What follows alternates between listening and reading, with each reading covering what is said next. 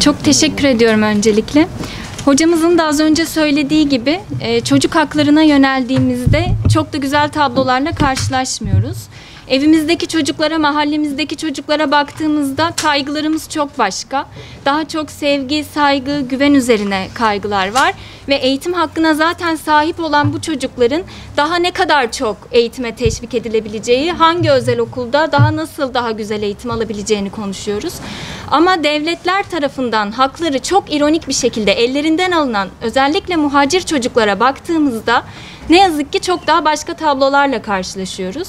Biz Yeryüzü Çocukları Derneği olarak işçi olan mülteci çocukların haklarını savunmak için çaba sarf ediyoruz 2016'dan bu yana.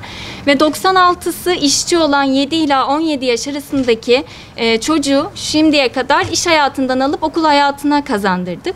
Ve bu çocuklar arasında geriye kalanların da dahil olduğu 331 çocuk çalışma riskiyle karşı karşıyaydı ve bunların pek çoğu yetimdi. Fakat bizim dernek olarak dikkat çekmek istediğimiz şey şu ki, devletlerin yetersiz kaldığı yerlerde devletler yapamıyor diye susamayız. İnsan olarak asla buna hakkımızın olmadığını düşünüyorum. Eğer bir haktan söz ediyorsak, İnsanların öncelikle hakkının çocuk haklarını savunmak olduğu kanısındayız biz dernek olarak. Ve devletlerin veremediği eğitim hakkı gibi pek çok hakkı biz sağlamalıyız. Güven, sevgi, saygı, bunlar kendi evimizdeki çocuklara da baktığımızda aslında devletten sonra ailelerin en çok adım atmasında çocuklara öncelik ettiği haklar. Daha çok muhacir çocukların görmezden gelindiği bir dünyada yaşıyoruz. Otobüste, metroda, her yerde, sosyal alanların her birinde ki okula kazandırdığımız çocukların bile eğitim hakkına zaten sahip olan bu çocukların bile görünmez kılındığını görüyoruz biz ne yazık ki. Ben bir çocuğun kalbine yabancı olan tüm yetişkinlere dernek adına şu soruyu sormak istiyorum. Siz hiç çocuklar gibi savunmasızca başınızı alıp hiç tanımadığınız bambaşka dünyalara, denizlere, gökyüzüne gitmek zorunda kaldınız mı? Ya da siz hiç çocuklar kadar küstürüldünüz mü hayata? Kavga ettiniz mi? Öfkelendiniz mi? Ama aynı zamanda aynı safiyetle bir tebessüm karşılığında barıştınız mı hayatla? Biz Uluslararası Mülteci Hakları Derneği olarak bugünkü çocuk hakları boyutunda özellikle mülteci çocuklar ve mülteci çocukların son günlerde yaşadığı ve kamuoyunda çok fazlasıyla bilinen bir mevzuya değinmek istiyoruz. Bu da kaybolan çocuklar. Biraz önce basın açıklamamızda da belirtildi. Son 20 yılda mülteci sayısı %100 artarak 79,5 milyona ulaştı ve 79,5 milyonun %40'ı yani 32 milyonu ne yazık ki mülteci çocuklar.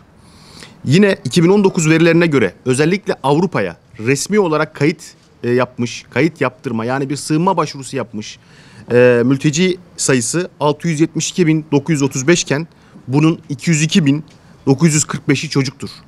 Bu 202 binin sayısının arasında da 17.945'i ne yazık ki refakatsizdir. Bu kapsamda son 5 yılın istatistiğini aldığımızda Avrupa'ya başvurmuş çocuk sayısı, mülteci çocuk sayısı 1 milyon ve ne yazık ki refakatsiz çocuk sayısı 100 bini bulmuştur.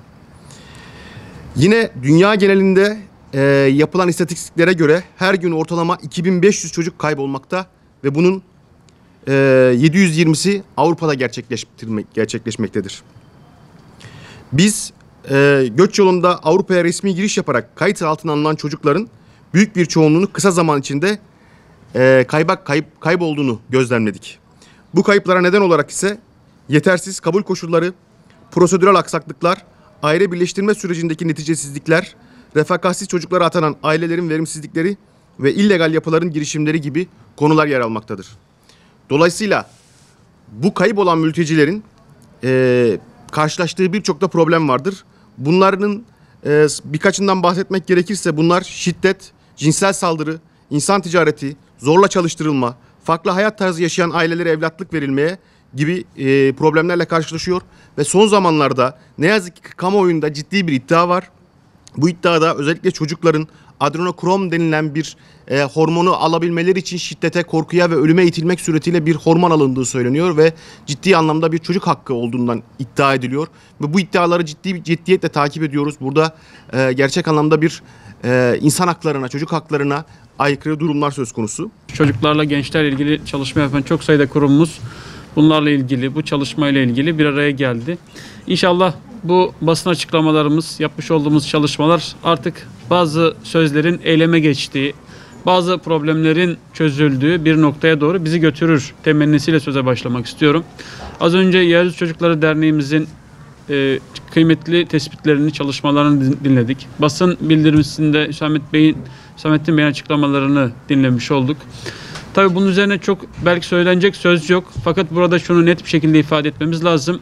Şu anda mevzu bahis olan kitle herhangi bir şekilde bir suçla isnat edemeyeceğimiz, herhangi bir suçla karşı karşıya getiremeyeceğimiz masumlukta bir kitleden bahsediyoruz.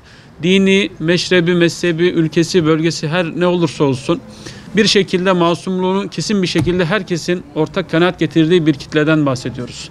Ne kadar bundan 30 sene önce, 31 sene önce kanunlarla sabitlense, devletlere bu anlamda gerekli sorumluluklar yüklense de bugün yaşamış olduğumuz süreç, savaşlar, doğal afetler, göçler vesaire bize şunu gösteriyor ki biz insanlık olarak bunun çok gerisinde kaldık ve biz sınıfta kaldık.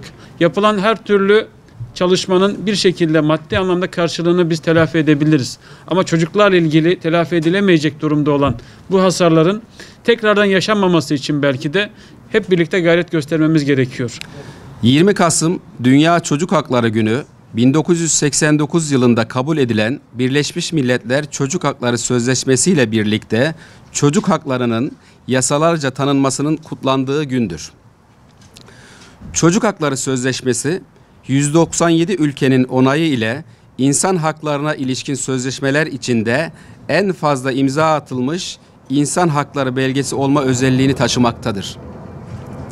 Ancak sözleşmenin 31. yıl dönümüne geldiğimiz bugün hakları yasalarca tanınmış olmasına rağmen ne yazık ki birçok çocuğumuzun yaşam koşullarında iyileşmeden öte gerileme yaşanmakta.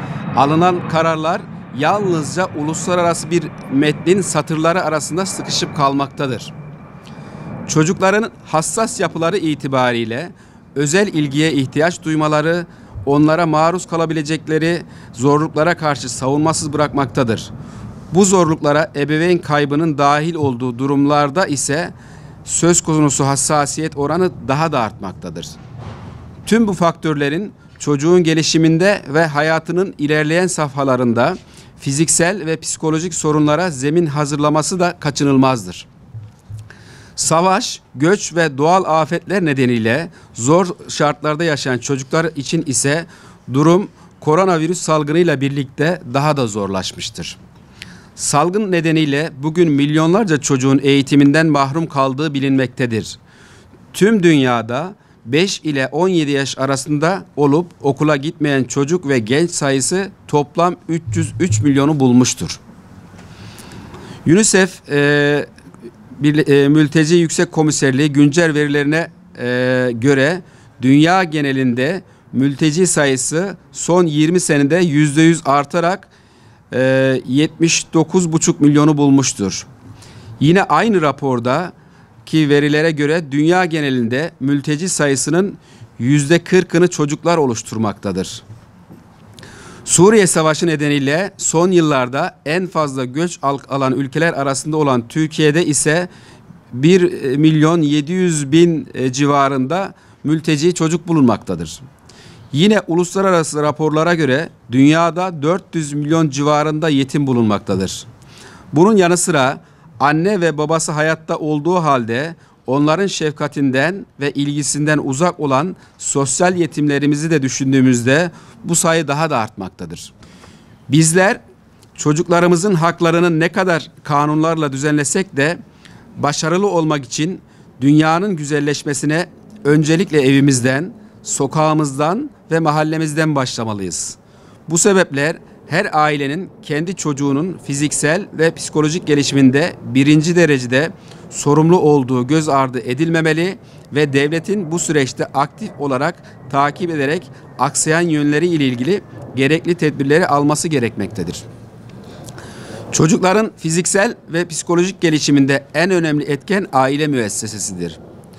Ailede yaşanacak olası problemlerin aile danışmanları aracılığıyla çözüme kavuşturulması en çok da çocuklarımıza kazanım sağlayacaktır. Devletin boşanma söz konusu olduğunda evlilik birliğinin ihyası için çiftleri aile danışmanlığına yönlendirerek çözüm aramayı şart olarak kabul etmesi ve bu kapsamda düzenleme yapması evlilik birliğinin korunması açısından elzemdir. Bizler dünyadaki tüm çocuklarımızın tebessümüne talip olmak, onlarla gönüllü köprüleri kurmak ve geleceğin erdemli nesillerini yetiştirebilmek için çalışmalarımızı gayretli bir şekilde sürdüreceğiz. Kamuoyuna saygıyla duyurulur. Bu basın bildirimizin mütakibinde diğer paydaş derneklerimize kaldığımız yerden söz vermeye devam edeceğiz.